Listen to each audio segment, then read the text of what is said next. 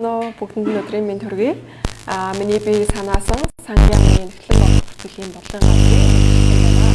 За өнөөдөр та бүхэнд 25 оны жилийн санхүүгийн тайлбар болон санхүүгийн төлөвлөмж болон системийн харах гол асуудлыг гаргая. За сангийн сайдын 2024 оны А2 холбоот тушаалаар санхүүгийн тайлбар хүлээн авах тайлбарын мэдээлэл ашиглах журмыг батлуулсан байгаа. За тус журамд нь ерөөдөө гол анхаарах асуудлууд маань юу вэ гэхээр аж ахуй нэгж байгууллагууд маань жилийн эцсийн санхүүгийн тайлангаа дараа оны 2 дугаар сарын 10-ны өдөр харьцаг санхүүгийн байгууллага захин хэлбэрээр хөрвүүлнэ гэж заасан байгаа. За 2-14-т нь болохоор тайлагнагч байгууллагын тайланг харилцаг санхүүгийн байгууллагад хөрвүүлэх хуулийн хугацаа за 2 сарын 10-ны хугацаа маань болон 7 дугаар сарын 20-ны өдөр маань амралтын өдөр эсвэл нийтээр тэмдэглэх баярын өдөртөө давхцуул дараагийн ажлын өдөр шилжүүлнэ гэж заасан байгаа. За энэ жилээ болохоор 26 оны 2 сарын 10-ны өдөр маань ерөөдөө бол ажлын өдөр буюу цагаан сар болон нийтийн амралтын өдөрт ерөөдөө бол давхцаагүй учраас 2 сарын 10 маань хэвэндээ байна гэсэн үг. Тэгэхээр та бүхэн маань 25 оны жилийн эцсийн санхүүгийн тайлангаа 2 сарын 10-ны өдрийн дотроо багтааж илгээнэ гэсэн үг. За тэгээд тайлагнагч байгууллага нь аж ахуй нэгж байгууллагууд маань буцаагдсан төлөв шилжсэн тайлангаа ажлын 5 өдрийн дотор манай бүртгэлийн мэржлэнгүүд маань тайлбарсаг дээр нь ямар алдаатай байгаа ерөөдөө бол тайлбарыг бичээд буцаасан байгаа. Тэр тайлбарын дагуу та бүхэн маань санхүүгийн тайлан дээрээ засах шаардлагатай юмнуудаа засаад буцаагаад санхүүгийн байгууллагад системээрээ илгээхээр байгаа. За тэгэхээр жилийн эцсийн санхүүгийн тайлан манай бүртгэлийн мэргэжлэнгүүд маань ерөөдөө бол нийтдээ 4-р сарын 10-ны өдрийн дотор тус хянан хүлээж авсан байна. За тайлагнагч байгууллагууд маань аудитын дүгнэлтийн дагуу залруулах хийх эцсийн хугацаа нь тухайн оны 12 дугаар сарын 1-ний өдөр байна. Тэгэхээр 25 оны жилийн эцсийн санхүүгийн тайлан дээр аудитын дүгнэлтийн дагуу залруулах хийх бол 26 оны 12 сарын 1-ний өдрийн дотор залруулаад баланс захин системд илгээнэ гэсэн үг. За тэр залруулсан тайлан маань манай бүртгэлийн аймаг нийслэл санхүү төрийн сангийн бүртгэлийн мэргэжлэн нар маань 12 сарын 20-ны дотор тайланганд хянан хүлээгээд авчнаа гэсэн үг.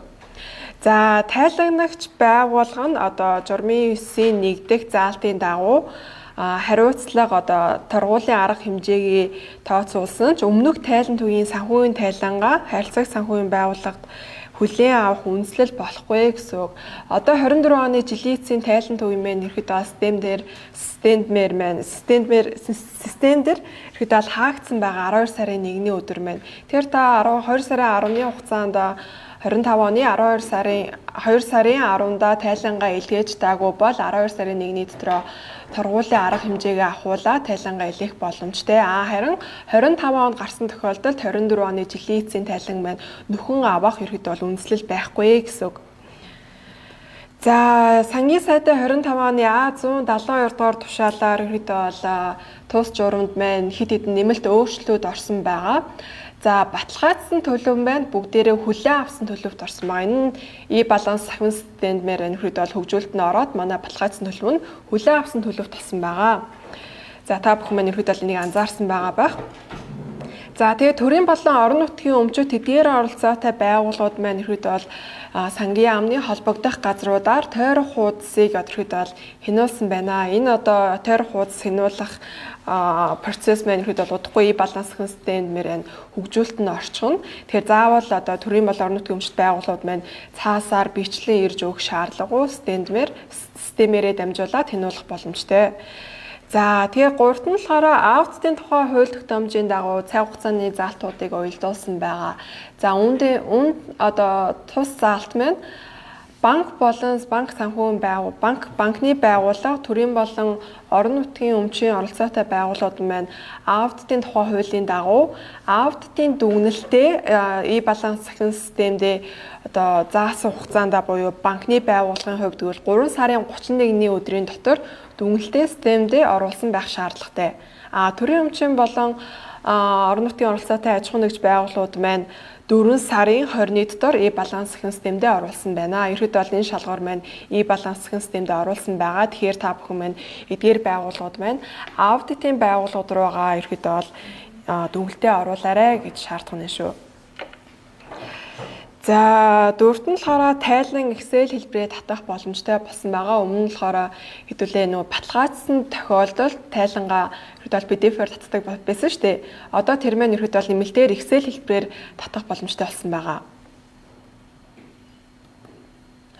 За мөн сангийн сайдын 2025 оны А25 дугаар тушаалаар англиар шалгуур үзүүл тогтоох журмыг баталсан байгаа. За энд мэн ерөөдөө борлуулалтын орлогын хэмжээ 2.5 тэрбум төгрөгөөс дээш бол нийтийн ашиг сонирхлын байгууллагын ангилалд хамаарагдана гэсэн үг.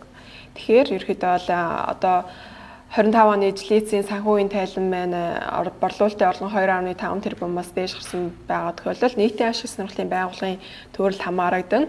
Аудит хийх шаардлагатай гэсэн үг. Тэгэхээр ерөөдөө бол энэ журмууд байна legal info дээр нээлттэй байгаа. Тэгэхээр та бүхэн өөрсдийнхөө хуваараа ингээд харах боломжтой.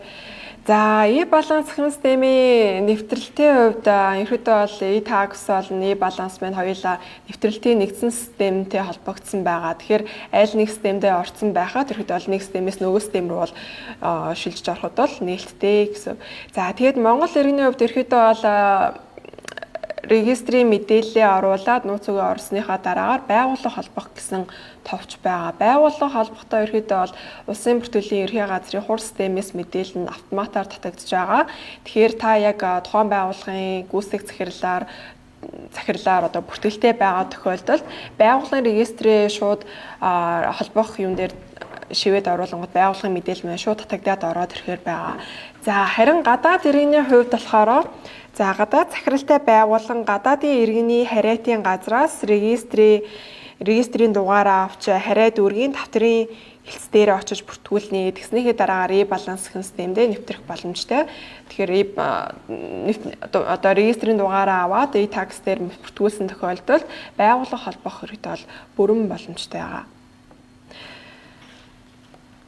За тайлан туйтай холбогдохын тулд ерөөдөө бол тайлангийн тохиогоо шинжлэх шаардлагатай. Тайлангийн тохиогоо шинжлэгдсэний үндсэн дээр та байгууллагын тухайн тайлан туйын холбогдоо тайлангаа шийдэх боломжтой.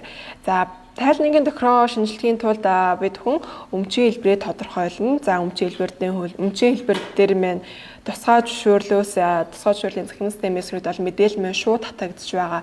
Тэгэхээр зарим хүмүүсүүд маань нэг манай тусгай зөвшөөрөл маань татагдахгүй байна гэж холбогдоод байдаг. Ерөнхийдөө бол тусгай зөвшөөрөл олгосон байгууллага руугаа холбогдоод мэдээлэлээ оруулах шаардлагатай шүү. За тэгээ байгууллагын ерхий мэдээлэл болон нэмэлт мэдээллээ бөглөнө. За нийтийн ашиг сонирхлын байгууллагын хувьд бол тусгай зөвшөөрөл маань хамаарагдж байгаа. Мөн байгууллагын өмчийн шинж чанар зэрэг оролцоо нь хамаарагдж байна. За толгой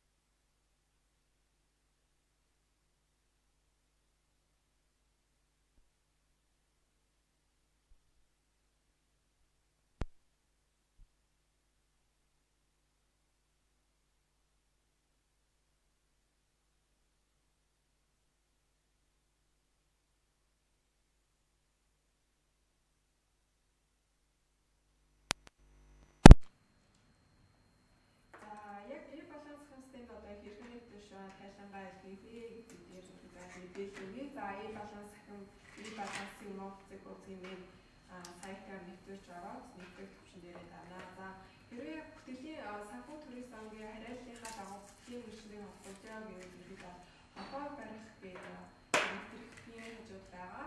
За мөн нэмэлтээр гарын албаа яаж захирлаа холбоо, захирал нь яаж нэрхийн эхлэн бодогч холбоо гэдэг ерөнхий зааварчилгаа байна. Гарын албаа хэсэг дээр байна. Нээлттэй байгаа шүү.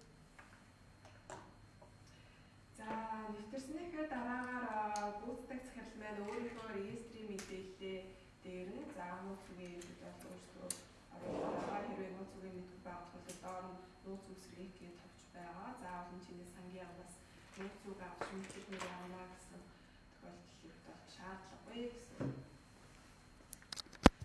За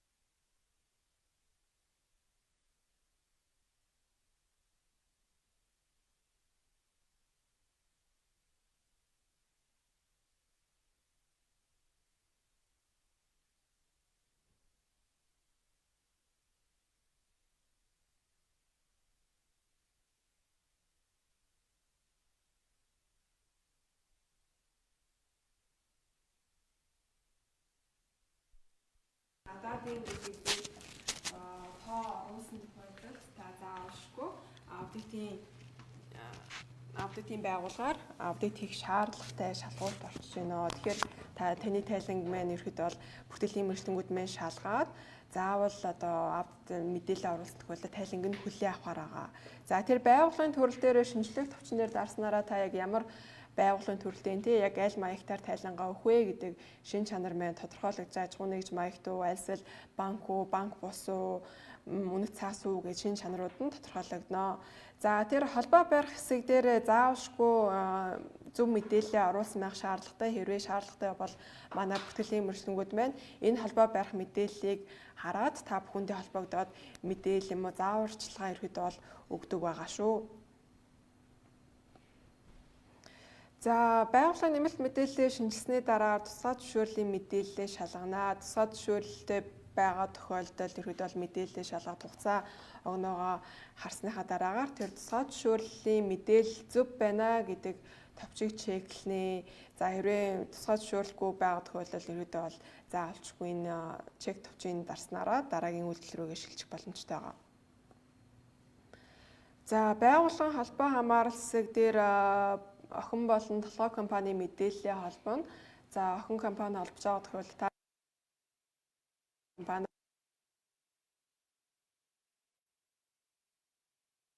за тийм ээ энэ манай толгой компани гэдэг ерөөдөө бол зөвшөөрөх буюу аль хоёр талаасаа зэрэг баталгаажуулах үйл ажиллагаа маань явагдаж байгаа.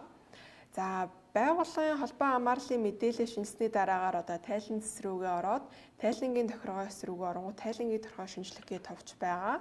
За тайлангийн тохиргоо шинжилгээ товчон дээр дарснараа энэхүү мэдээлэл харагдана. За 2025 оны борлуулалтын орлогын дүн 2.1 тэрбум төгрөгөөс их бол эхний товчийг нь 2.5 тэрбум төгрөгөөс бага бол хоёр дахь товчийг дарна. Тэгэхгүй нөгөө нэг аж ахуйн нэгж байгууллагууд маань айгүйх андуураад одоо 2.5 тэрбум бас бага байсан боловч эхийн дарах жишээний те энийгээ заавалчгүй одоо зөв чеклэх ёстой. За тэгээ системийн төрөл дээр танай байгууллага яг ямар програм хангамжийн нэгтлэн бод хөтөлийн ямар програм хангамж ашигладیں۔ Тэ тэр системээ сонгоод хэрвээ тэр систем нь одоо тэр сонголтын дунд байхгүй бол бусад гэдэг товчийг дараад нэмэлтээр оруулах боломжтой. За тэгээд мэдээллийг шинжлэх товчийг дарснараа та тайлан нүтийг холбогдох боломжтой болж байна гэсэн үг. За хэрэг байгууллагын хэрэглэгчийн эрх хэсэг дээр гүйцэтгэх захирал маань эрхийн нэгтлэн бодогчоо нэмэх боломжтой нэмэх хэсэг байгаа. За эрхийн нэгтлэн бодогчийг хэрэглэгч нэмэх хэсэг дээр дарснараа эрхийн нэгтлэн бодогчийн регистрийн дугаарыг мэдээллийг нь оруулангууд тухайн одоо иргэний мэдээлэл нь автомат тартдаг.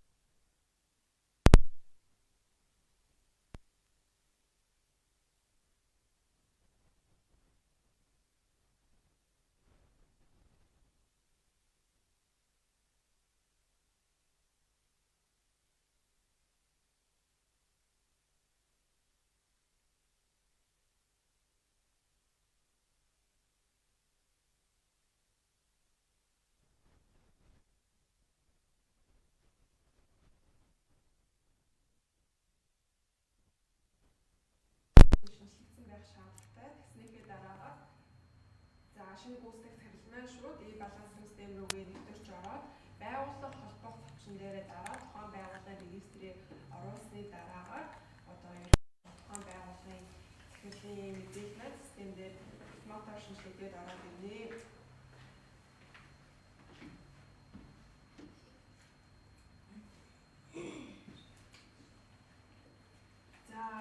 Тайлан төвтэй холбогдоод хүмүүс яг маань эрхийн нэгтгэл багш нар байна. Эхний үлдэгдэлээр эхний үлдэгдэл нь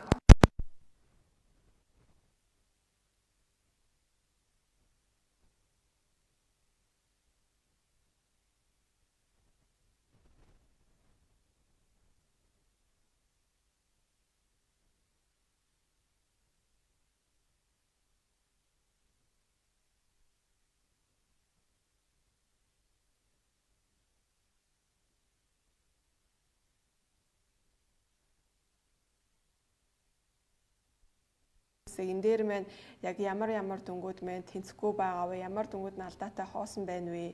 Тэр тодруулгын тэмдэглэл тайлбарсуудыг бол заавалчгүй шивэх шаардлагатай. За хэрвээ шалгуурын шар дүнтэй хэсэг нь алга болсон тохиолдолд ерөөдөө бол таны тайлан маань ерөөдөө бол илгээхэд бүрэн боломжтой болсон байна гэсэн үг. За тэгээд илгээхээс өмнө судалгаа хэсэг байгаа. Судалгаан дээрээ та байгууллагынхаа ерөнхий нэгтлэн бодогч, ахлах, тооцооны гэрээт нэгтлэн бодогчдынхаа мэдээллийг оруулсан байх шаардлагатай. Энийг ерөнхийдөө манай бүртгэлийн мөржлөнгүүд маань шалгаад хэрвээ мэдээлэл худлаа оруулсан тохиолдолд ерөнхийдөө тайланг нь буцааж байгаа шүү. Тэгэхээр та бүхэн маань мэдээллээ үнэн зөв оруулаад тайлан. Тодруулгын маань ерөнхийдөө зарим хэсгүүд дээр хүмүүсүүд ойлгомжгүй юмнууд байдаг юм шиг лээ. За тэр 27-гийн 3 дээр одоо мөр нэмэгдэх товч байгаа. Энийгээ дарж буйж тоошгоо холбоотой талуудын өнгийн шивсэн тохиолдолд уртлын хоёр хэсэг дээр нь хоосон орхио тайлангаа илгээх гэдэг байгаа. Тэр хоёр хэсэг дээр маань заавал утга оруулж байж дүнг маань хэд шалгуур маань үнэн зөв болж байна гэсэн үндслээр тайлан илгээгдэх бүрэн боломжтой гэсэн үг ээ. За тэгээд аудит хийх байгууллагын анхаарлын хувьд за аудитын байгууллагууд маань гэрээний мэдээлэл оруулна.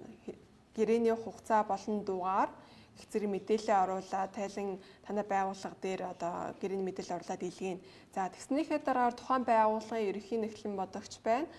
Байгууллага цэцнийхээ аудит эсрүүгээ ороод за тухайн байгууллагын аудитын байгууллагын оруулсан гэрээний мэдээлэл нь хугацаанд таарч гинүү гэдэг мэдээлэлээ шалгасныхаа дараагаар тэр үйлдэл баган дээр маань баталгаажуулах товч маань идэвхжсэн хэвээрээ байгаа. Тэгэхээр та заавалчгүй тэр баталгаажуулах товчоод орж байж таны аудитын гэрээний мэдээлэл одоо хүчинтэй одоо бүртгэлийн мэргэжлийн талаас маань одоо мэдээлэл нь бүрэн харагдах боломжтой байгаа.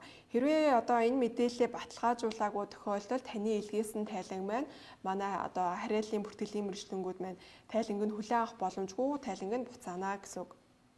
Тэгэхээр заавалчгүй гэрээний мэдээлэлээ шалгаад баталгаажуулнаа. За бас нэг хэд хэдэн кейсүүд гараад байдаг байгаа.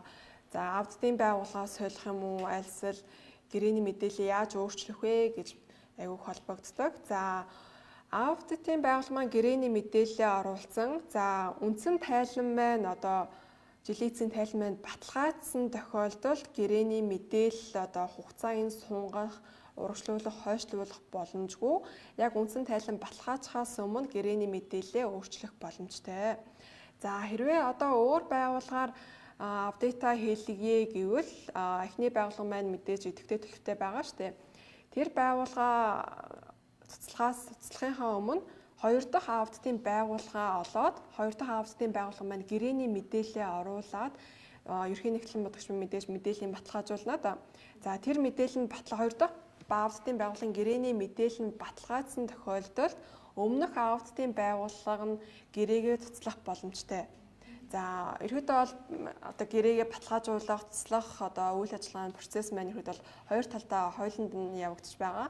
За аудитын байгууллага маань гэрээгээ цуцлсан тохиолдолд шууд гэрээ маань цуцлагдахгүй, заавалчгүй нөгөө байгууллага маань одоо ерхий нэгтлэн бодогч маань тухайн аудитын одоо цуцлсан процессыг хараад давхар баталгаажуулт тиймээ цуцлж байна гэдэг процессыг заавалчгүй хийх шаардлагатай. Тэгж байж хоёр дахь аудитын байгууллагаар гэрээний мэдээлэл нь одоо шууд автоматар баталгаажаад тайлан төв дээр маань мэдээлэл нь харагдана гэсэн үг.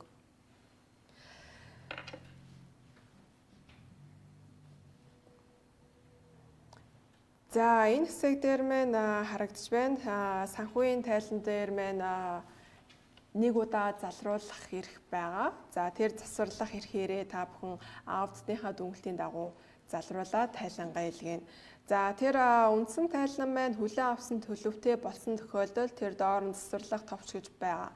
За тэр засварлах товчон дээрээ дарснараа ерөөдөө бол та тайлангаа бүр шинээр дахиад шивж илгээнэ гэсэн үг. Нөгөө хүмүүсүүд маань өмнө дахиад шивцсэн байсан. Яагаад дахиад бүр шинээр болчихвоо гэж ерөөдөө бол асуудаг байгаа. Тэгэхээр засварлах товчноор дарахад бидэнд маань одоо санамж хэсэг гарч байгаад ингээд тухайн тайлан шивж эхлэхийн тулд ерөөдөө бол бүх дүнгууд маань хоосон байгааг анхаарах талаар санамж гарч ирж байгаа. Тэгэхээр та бүхэн маань одоо нэг ирэхээрээ тайлангаа засварлах бүрэн боломжтой байгаа. За тэр Excel татах одоо хаана байна вэ гэхээр одоо тэр түүх харах болон Excel татах хэсэг дээр байгаа. За тэр хоёр дахь төвчнөр бүнүү Excel-ийн icon-тэй юун дээр дарснараа та тайлангаа Excel-ээр татах бүрэн боломжтой.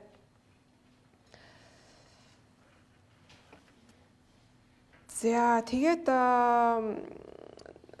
санхүүгийн тайлангаа ерөөдөө бол 8 улсын бүртгэлийн ерхий туйлан дээр болохоор санхүүгийн тайлангаа 8 улирал дараалал нь илгээгүй тохиолдолд татан буугна гэсэн заалт байгаа.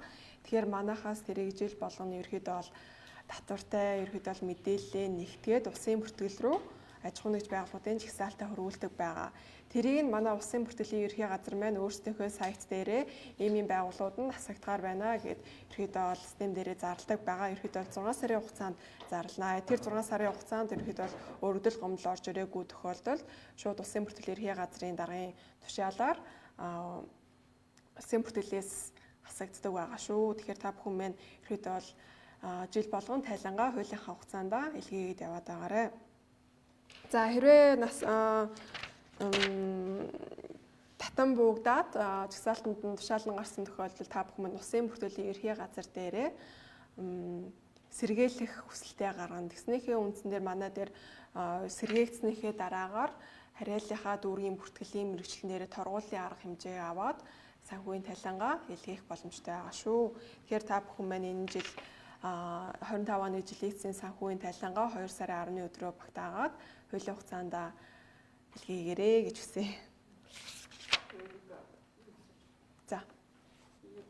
Эзэн нас барцсан эд талентын явуулаа. Тэр 8 удаараа нөлөөлөх юм шиг. Заавалчгүй нэгтлэн мод хүртлийн тухай хуулийн дээрээ үйл ажиллагаа явуулсан явуулаагүй хамаагүй заавалчгүй тайлангаа илгээнэгээ заасан байгаа. Тэгэхээр та тайлангаа илгээнэ л гэсэн үе балансгийн систем дээр. Хэрвээ захирал нас барсан одоо өмнө одоо хугацаанд шийдвэрлэгдэхгүй байгаа тохиолдолд одоо өвлөх хүн маань ерхий нэгтлэн бодогчоороо хүсэлтээ илгээгээд X тайлангаа илгээгээд явах боломжтой. Тэгээ өөрийн хүсэл дээрээ татан болох боломжтой шүү дээ. Өөрийн хүсэл дээрээ татан болгоно гэвэл та татвараас хасалтын карт аваад хаалтын тайлангийн маягтаа бөглөөд хариаллынхаа бүртгэлийн мэргэжилтэн дээрээ очиод хянуулаад хүлээн авах болно. Тийм.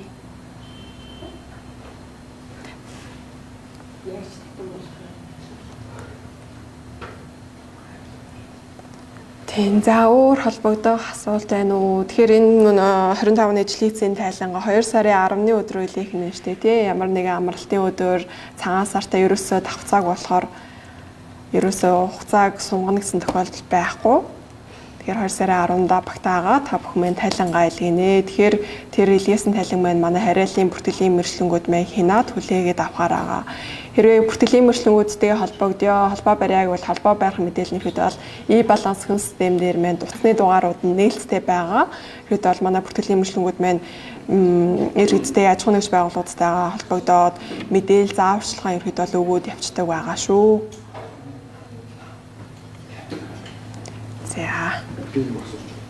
За. Ковидээс хойш үйл ажиллагаа явуулсан компани юм л дээ. Гэсэн чинь нөгөө тийм бас энэ тайлбарыг санхүүх хийгээгүй. Тэр одоо асууж байгаа юм л да. Тэгэхээр очиж уулзах гэсэн юм. Ингээд юм яваа гэж байгаа. Юу яасан юм уу? Тэр улсын бүртгэл дээр мэдээлэл нь тасалтын жагсаалтанд байсан уу? Тэр мэдээлэлээ шалгасан уу? Тэр мэдээллийн даашлаараа сая 12 сард 25 оны 12 сарын 31-нд ихэд бол нэг 20 хэдэн байгууллага татан богдсон байгаа. Тий. Сайт дээр мэдээллүүд магадгүй улсын бүртгэлийн газрын. Тэр хасагдаагүй юм яаж? Тэгвэл та өөрсдөө юу нда татвар дээрээ холбогдоод хаалтын тайлангаа хариаллын бүртгэлийн мэргэжлэн дээрээ явуулчих өгнө гэсэн үг. Төлбөрийг хийгээд тэгээд нээлттэй тайлбар. Тийм, зөрчлийн тухай хуулийн дээр ерхий нэгтлэн бодогчийн буруутай үйл ажиллагаанаас шалтгаалсан бол 400 мянга. За хэрвээ хууль нэгтгэхэд бол 4 сая төгрөгөөр торгуулахар байгаа.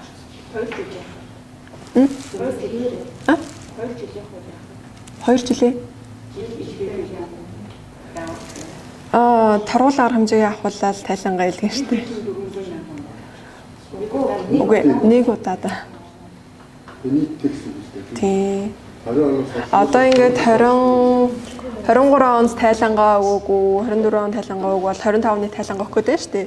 Тийм тохиолдолд ерхий нэгтлэн бодогч юм уу эсвэл хууль этгээд дээрээ торгуулах бол ерхий нэгтлэн бодогч бол 400 мянга, хууль этгээд бол 4 сая төгрөгөөр төлөөд 25 оны нийлтийн тайлангаа шивжил хийгээд жилийн эцсийн тайлантайгаа холбогдоод тайлангаа илгэнэ гэсэн үг.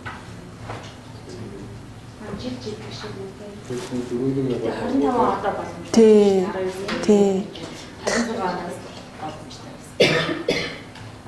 Тэгэхээр одоо 400 мянган төгрөг төлөв юу байна? Явуулаад 25 оны тайлбар хийгээд явчих зүг гэсэн. Тий.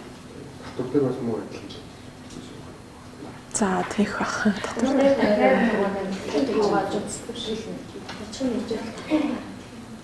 тэгэхээр комитет соёл ямар ч үйл ажиллагаа. Заавалчгүй тайлангаа илгэнэ гэсэн заалт байгаа штэ. Тэ нэгтлэн мод хүртгэлийн тохиолдол дээр үйл ажиллагаа явуулаагүй байсан ч тайлангаа илгэнэ тасралтгүй.